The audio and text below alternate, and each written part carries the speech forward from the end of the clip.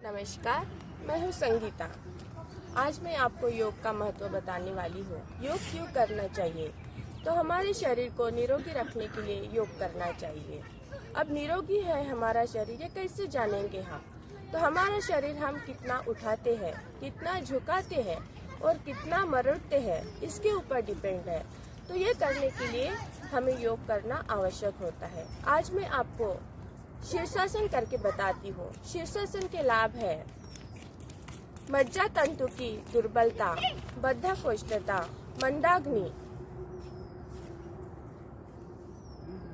मंदाग्नि, hernia, अंडरवृद्धि, गठियावात, यकृत, प्लीहा और आंत संबंधी विकार दूर होते हैं। दृष्टि तेज होती है। बाल सफेद नहीं होते, अगर सफेद है तो काले होते हैं। बालों का झड़ना बंद होता है। सिर का दर्द मिटता है। आयु भी बढ़ती है। स्वप्नावस्था बंद होती है। वीर्य वृद्धि होती है।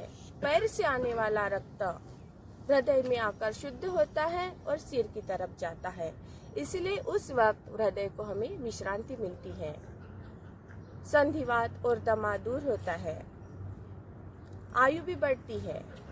तो अभी मैं आपको शीर्षासन करके बताती हूँ। इसका समय भी बहुत ही महत्वपूर्ण रखता है। अगर नए लोग हैं तो उन्होंने आधा पौन मिनट करना है, और जो अच्छे से कर सकते हैं उन्होंने 5 मिनट या 10 मिनट अपनी शक्ति के अनुसार करना है। तो सबसे पहले मैं करके दिखाती हूँ। शीर्षासन के आसन की स्थिति है बैठे हुए आसन की स्थिति। हम सर के ऊपर तो खड़े होते हैं, पर उसकी स्थिति है मुख्य बैठे हुए आसन की स्थिति। बैठे हुए आसन की स्थिति होनी चाहिए एड़ियां मिली हुई, पहुंची अपनी तरफ खींचे हुए, दोनों हाथ कमर के आजू बाजू, पीठ गर्दन सीधे। फिर दोनों पाँव पास लाना है और ऊपर बैठना है। दोनों हाथ सामने रखना है वी आकार में। हनुकंठ को लगाना है और नीचे झुकना है, और हमारा सर है वो दोनों हाथों के बीच रखना है।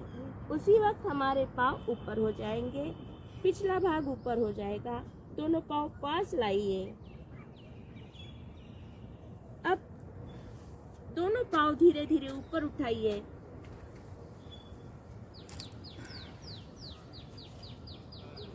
पीठ सीधी होनी चाहिए अभी इस वक्त। ये हो गया अर्ध शीर्षासन। इसके बाद पूरे पाँव ऊपर लेना है। इसमें हम संधि संचलन भी कर सकते हैं।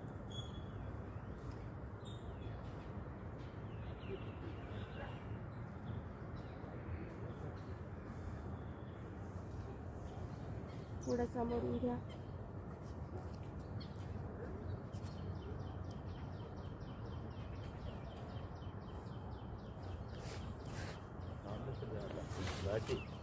आगे से लीजिए, आगे से फ्रंट साइड। इसमें हम पद्मासन भी डाल सकते हैं।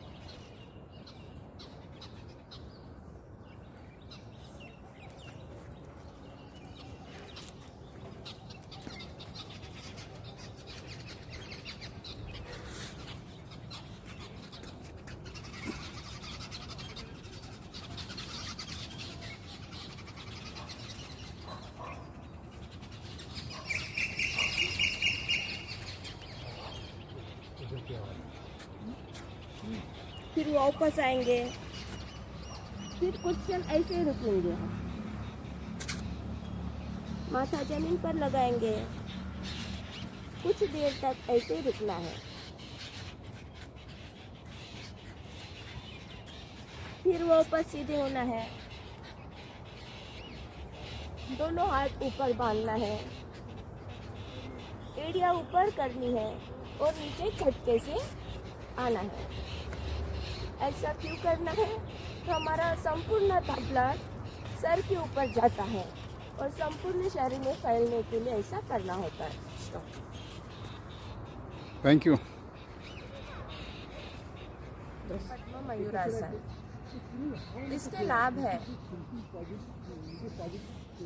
उत्सर्जक इंद्रिय और पचनेंद्रिय का कार्य सुधार कर पाचन ठीक होता है,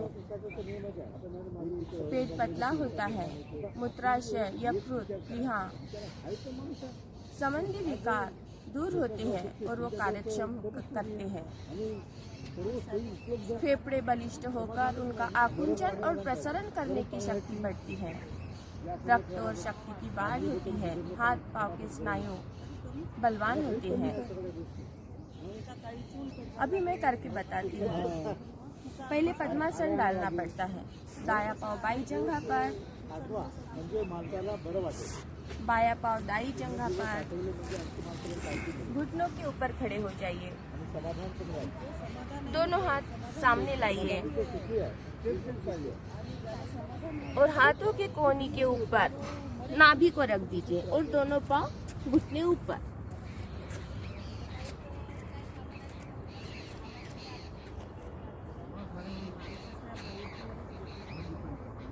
वापस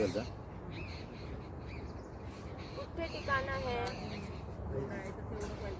हाथ बाजू में रखना है, एक एक पांव वापस करें। नमस्कार।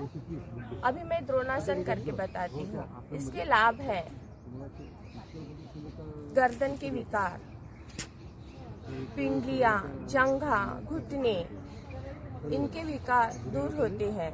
पेट की आंतें शुद्ध होकर कार्यक्षम बनती है। पेट का दर्द मिटता है और गले ग्रंथियों पर दबाव पड़ने से उसका कार्य भी सुधरता है। तो ये लेटे हुए आसन की स्थिति लेनी पड़ती है। एड़िया मिली हुई,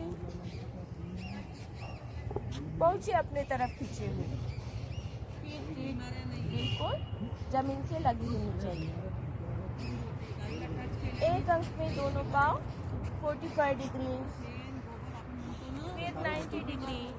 उसी वक्त दोनों हाथ नीचे, फिर दोनों हाथ पर वजन देते हुए दोनों पांव ऊपर, फिर जमीन पर टिकाइए। फिर दोनों हाथ पीछे ले जाइए और दोनों पांव अपने सर के पीछे रख दीजिए। दोनों हाथ नमस्कार की स्थिति में।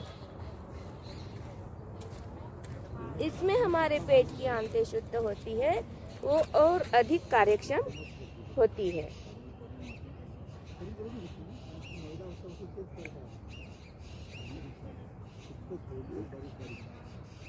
फिर वापस वैसे ही दोनों पांव पीछे, हाथ वापस, फिर एक एक मलका टिकाते हुए वापस आना है।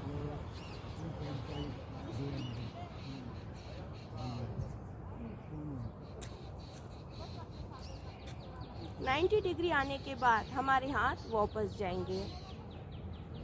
फिर 45 डिग्री, फिर वापस जमीन पर। बाई करवट होना है।